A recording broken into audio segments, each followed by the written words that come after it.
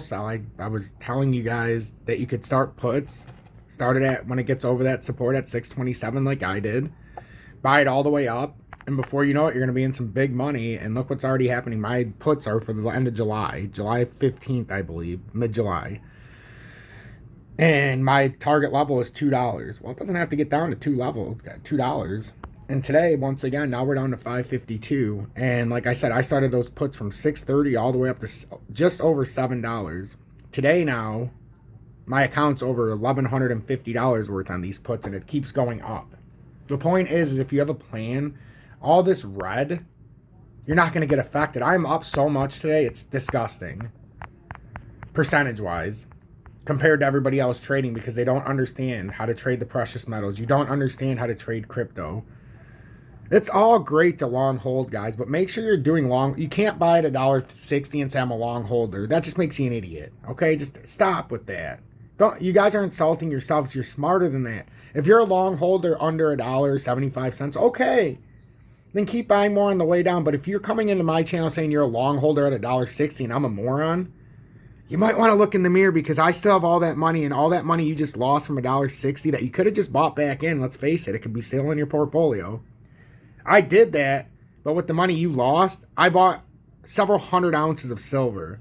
So let's not act like we're on the same playing field. I understand technicals, and because of that, I have a technical advantage, okay?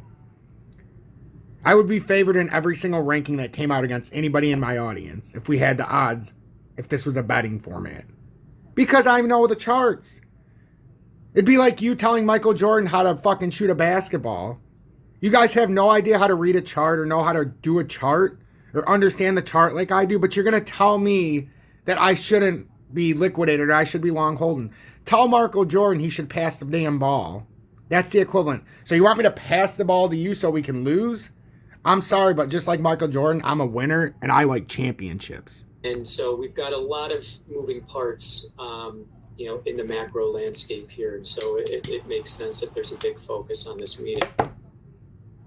What are you going to be listening for in terms of the commentary for future policy moves? Because Jay Powell was very clear in his congressional testimony that 50 basis points would certainly be on the table for future meetings, which gives you a little bit of uncertainty about the cadence by which the Fed is going to tighten this year. Are you expect him to be as clear and forthcoming as he was in the hearing, when he actually said just outright, look, I'm going to support 25 basis points in this next meeting, which you really don't hear Fed chairs tend to do?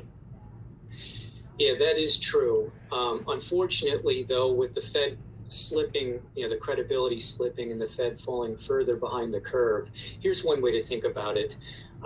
Since January, inflation expectations have risen about 75 basis points. So with the policy rate just sitting still, the inflation-adjusted policy rate has fallen by 75 basis points. So a 25 basis point hike on Wednesday only really partially undoes the passive easing that has taken place with rising inflation expectations. So I'll be looking for Fed Chair Powell to address inflation expectations. What is the Fed looking at, and how are they likely to address a potential threat to their credibility?